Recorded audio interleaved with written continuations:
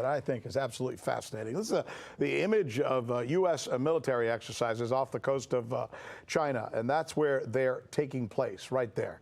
This is one of a bevy of military exercises that is taking place in that region that our military has conducted right there, as you can see, right there in China's backyard. It's been continual over the last year or so during both this administration and the previous administration. And don't think for 1 minute that it's gone unnoticed by Beijing. They call it a provocation and compare it to, well, the Chinese Navy all of a sudden showing up or conducting military exercises, say, off the coast of Puerto Rico. And now I want to show you an image of military exercises that are being conducted in the Black Sea. This one's off the coast of Russia. Those pictures right there, that's what those represent. And that too did not sit well. Russian analysts say it would be like the Russian Navy conducting military exercises all of a sudden one day off the Gulf of Mexico. So what are the Russian and Chinese doing about these military exercises, which they describe as an affront to their sovereignty?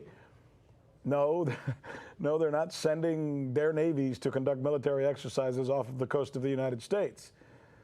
What they're doing instead may just be as eye-opening, though.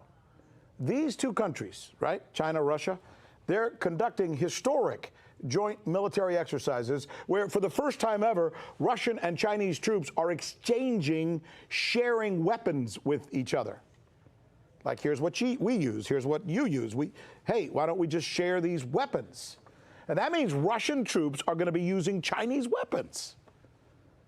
Is our foreign policy causing, or maybe better said, pushing these two countries, China and Russia, you know, traditional enemies of the United States, into each other's arms? It's an interesting question, isn't it? This is the news with Rick Sanchez, where we believe it's stories like this, when we look into them, when we drill down, that proves that it really is time to do news again.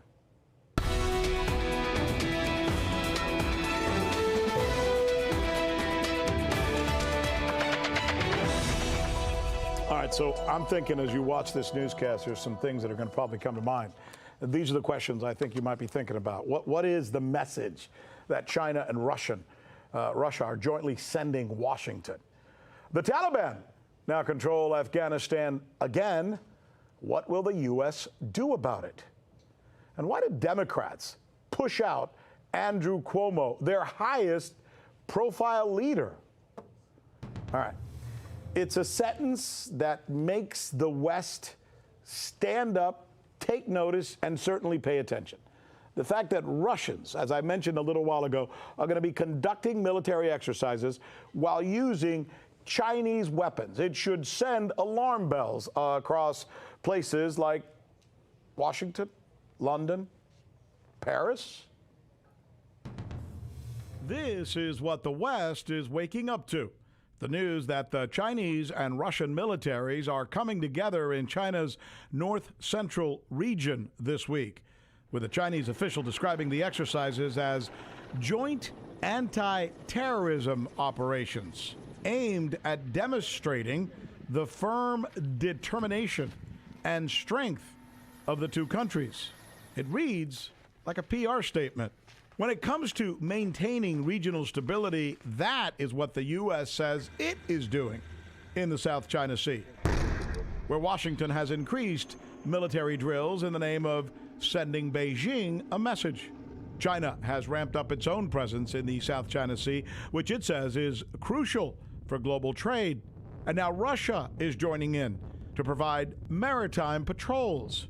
Beijing has repeatedly warned Washington that there will be consequences if it continues exercises in its, quote, backyard.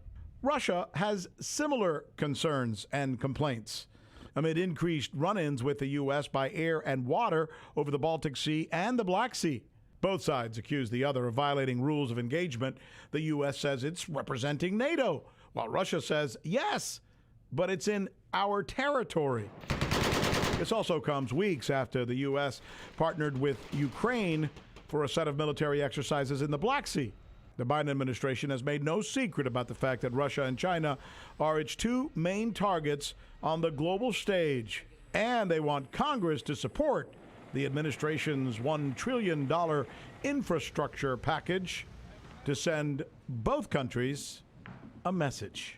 This is particularly important now because it's no secret to any of us that the Chinese and Russian governments, among others, are making the argument in public and in private that the United States is in decline.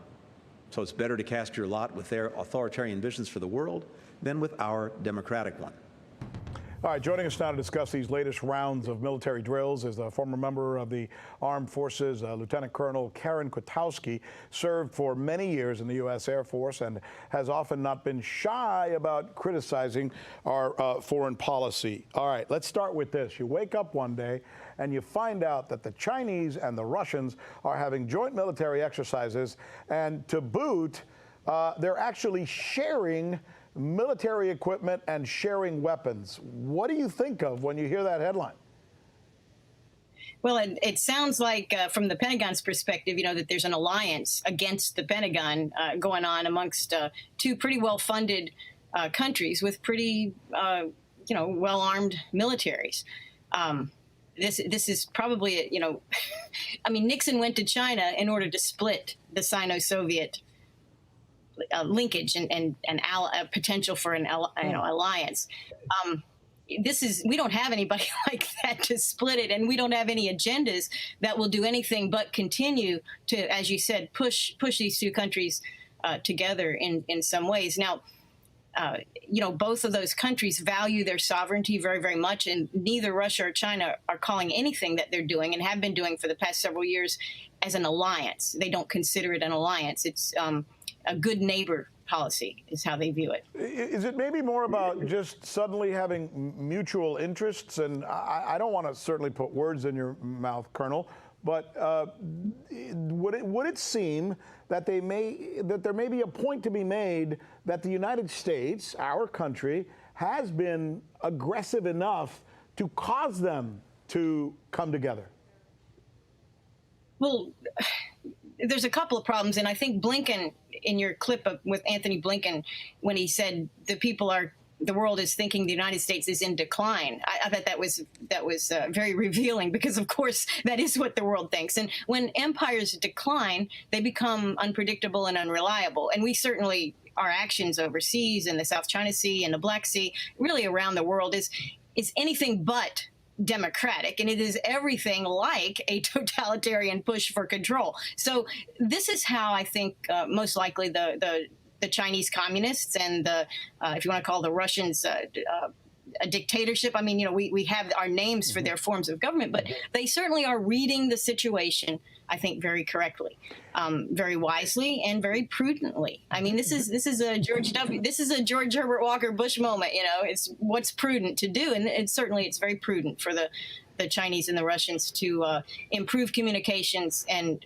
consider how they may respond to threats. And of course, one of the key rationales for this exercise that they're doing, the one you're reporting on, has to do with fighting terrorism. And some of that does aim back to a newly, perhaps unstable Afghanistan, although I would say it's been unstable for a long time. But we've pulled out of Afghanistan. There may be a power vacuum. Taliban may or may not be cooperative with either China or Russia.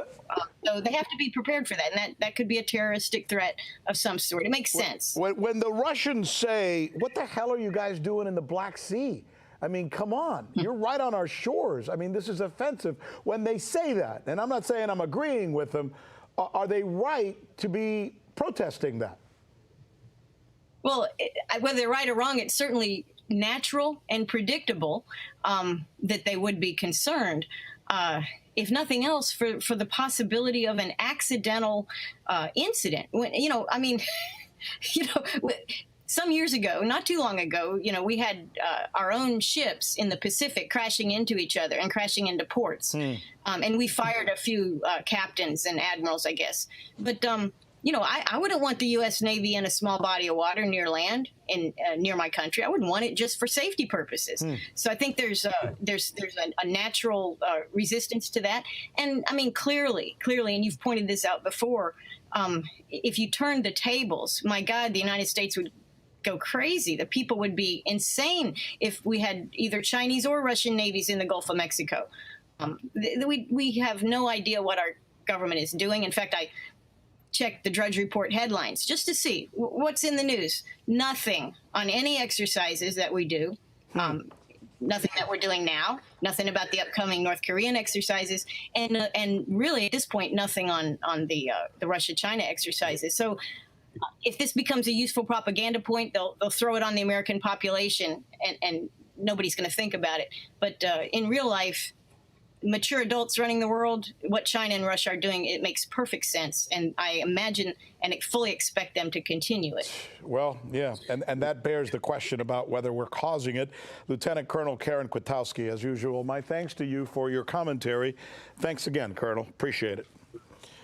Thanks for having me. Tonight, there's finally a sense of clarity in Afghanistan. It's not good news for our military or proponents of keeping Afghanistan in Western control, but it is clarity, right?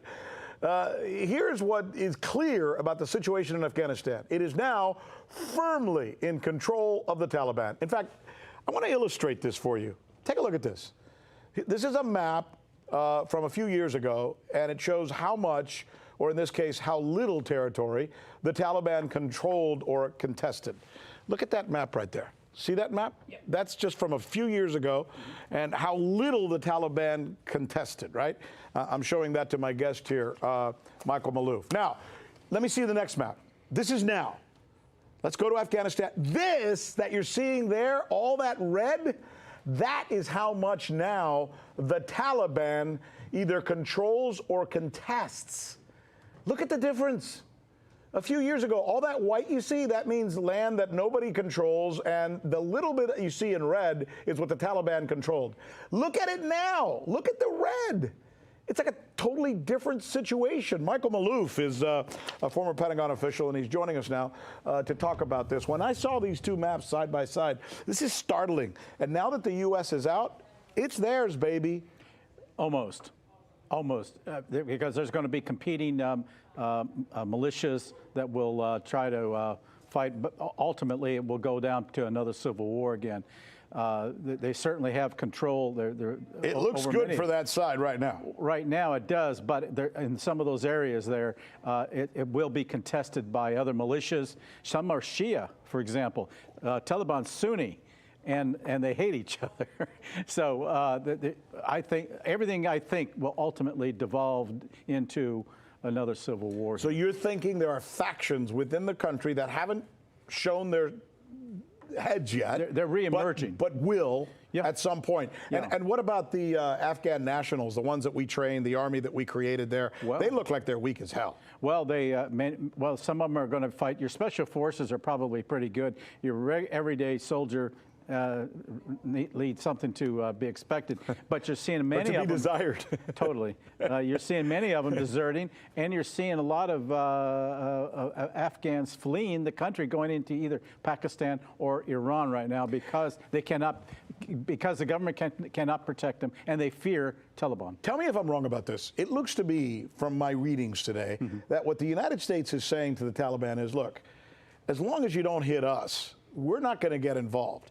But if you do something where you hit our people or do something that really makes us mad, which apparently is nothing up to now, then we have the right to airstrikes, and we'll use them, by golly. Well, they still want to preserve a Kabul government of sorts, but and the U.S. is having a very difficult time trying to figure out how they're going to pull that off. Those B-52s that came in the other day came all the way from Qatar. All the way into Afghanistan. And the problem is we don't have special forces back on the ground to give proper intelligence and in terms of real-time analysis and intelligence to say hit in this direction, that direction, to even help protect the Afghan security forces. And they're retreating or they're deserting and leaving the country, and it makes the government more vulnerable. And by the takeover of these provinces, it's putting a greater burden and challenge to the Kabul government to try and protect the country, and they can't do it. But I mean, let's face it, Michael, it's kind of a disaster. Oh, it's Vietnam. Operationally, yeah, it's Vietnam. It's Vietnam. Wow. And we saw what happened there. That had a very ill effect upon the image of the United States to come to a country's, to make a commitment and come to a country's aid. Yeah. And we're seeing it repeated now in Afghanistan. After 20 years, after more than maybe almost $2 trillion. A foreign policy, a politics, really, a political foreign policy that makes us look weak. Well, Biden really wanted us out when he was vice president. It goes back to the years he was with Obama, and it's very, very bad. And I'll tell you who really We're down to about concerned. 20 seconds. Okay, the countries in the region now have a security issue that they've got to deal with. U.S. has said, okay, we've had enough. It's your problem, and now they've got to deal with it, from China to Russia to Iran to Pakistan and India. And they're all going to have to come together somehow and deal with this. Yeah, you're underscoring the point made by the Lieutenant Colonel earlier today in my conversation with her about just that has a reciprocal effect on even the situation with Russia, China, and the United States and the West. Yes, right. Thank you, sir.